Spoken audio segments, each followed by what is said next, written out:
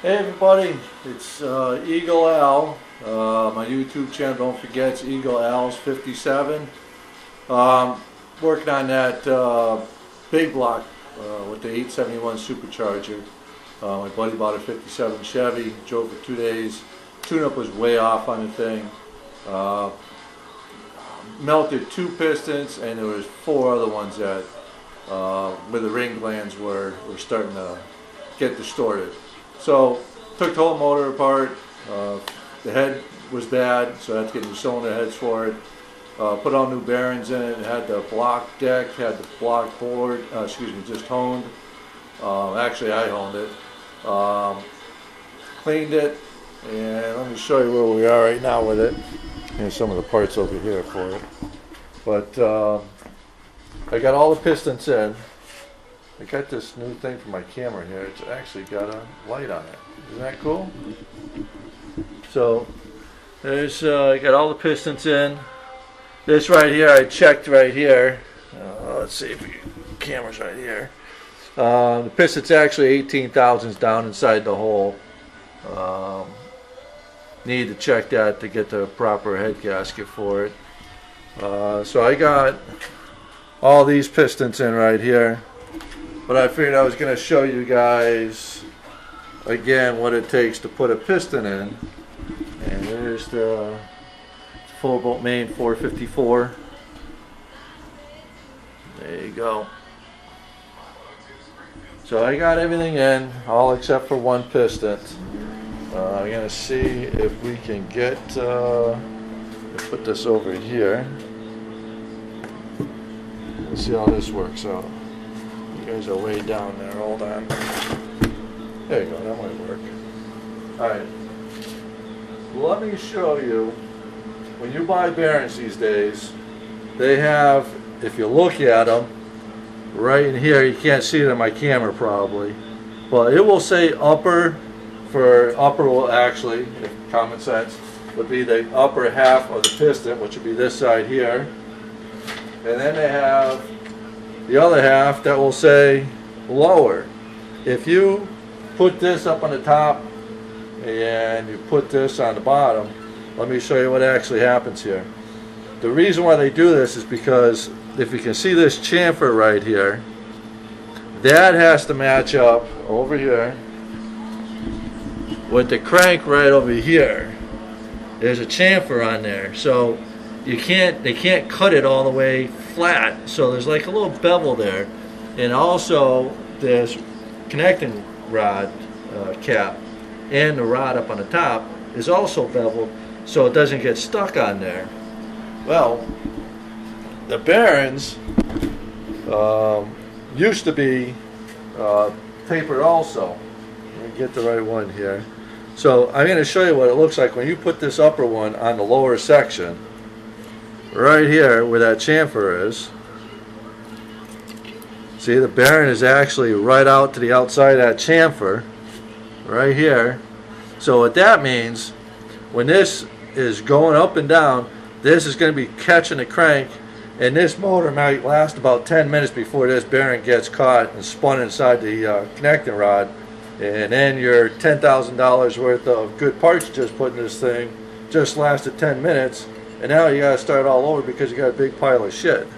So here you go. You put the right bearing in the right saddle, and see, now you can see that chamfer right here. So you got to make sure you put the right bearing in the right location, or you can end up with a pile of shit. Now, let me put this one in here. Put that in there, and then we cover up the studs, because when it's going down and if you happen to hit this onto the crank, it's going to make a little divot in it. Then that also is going to catch the bearing, and then that will just snowball right into another pile of mess. So I just take regular oil and I oil these saddles up a little bit. I'm not too worried about how much oil I put in it, because I prime the shit out of these things after I get done with them. I'll prime these things until I got so much oil up on the top, I know everything's oiled up. So sometimes I'll prime these things an hour, And sometimes I'll prime them for like 3 days, and I'll just keep coming out here, priming them up, priming them up, priming them up, so they're very oiled up. So this is the ring tool. A lot of people buy the ones that you got to use, the Allen wrenches are like a soda can. You got to crank them up, real pain in the ass. This one works well. I like the other style where you just buy the rings for the proper size bore that you have. So what I do is just put a little bit of oil on here, make sure it goes all the way around, and I cleaned everything up already, but you got to make sure everything's clean, clean, clean, clean, clean. So what I do, valve reliefs always go towards the top of the motor. As you saw, all these are up on the top over here. So you put these to the top. What I normally do, I'll just take these 2 top rings, throw them at 6 o'clock and 9 o'clock. You know, you can watch, they tell you put a little one at 7 o'clock, one at 8 o'clock. When these things are on the bore, these are spinning, so it doesn't matter where the fuck you put them, as long as they're not lined up when you start. Sooner or later, they're going to line up for a few revolutions, then they're going to go right around and not going to be lined up anymore. So it's not like a critical thing. So then you just put this on here, and these are a plier style, and they'll lock into place. Hear the thing clicking. So then you just take this, make sure the valve relief's to the top. On a big block and small block Chevrolet, the tang is always to the outside of the motor, which is this little tang right here. So you just double check that when you slide in, make sure the rod is actually on the piston right. So you drop that in the hole. Let me spin you guys around here. And I don't know how much of this you guys are going to catch because I really suck with the camera. So, take your trusty hammer, and what I do is make sure this is contact onto the block all the way around. And at the same time with these pliers when you use them, you squeeze them at the same time, test it. Now you take it and just keep squeezing and knocking it in until it's actually in, and that's it.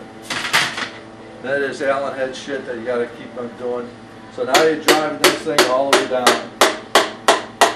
Now listen to it when it gets to the end. See how solid that is? That's the end. So now you take off the hoses. I'm gonna wipe my hands off so I don't get the camera all yuck. So now we come over here, and this is what I use all the time, right here.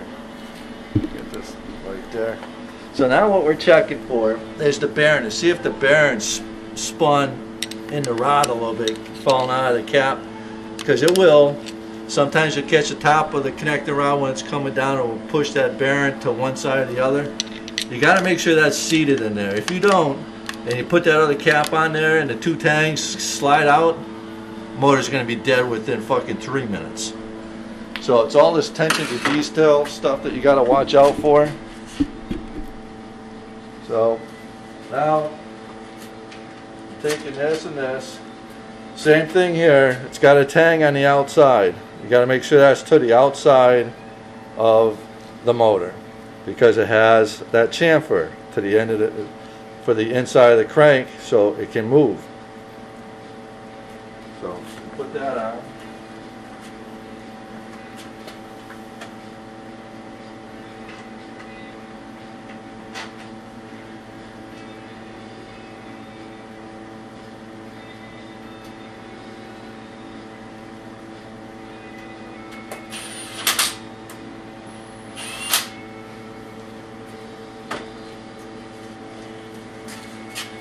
I just use the electric gun so it's a little easier so I don't have to jerk around. So then you take a trusty torque wrench, you put it on the rod, and you just tighten these up equally a little bit at a time so they both feel like they're at the same.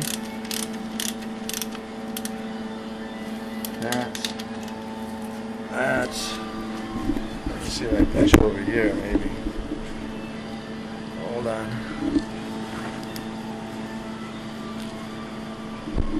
Let's see. I don't think you can see shit, but best I can do for you right at the moment.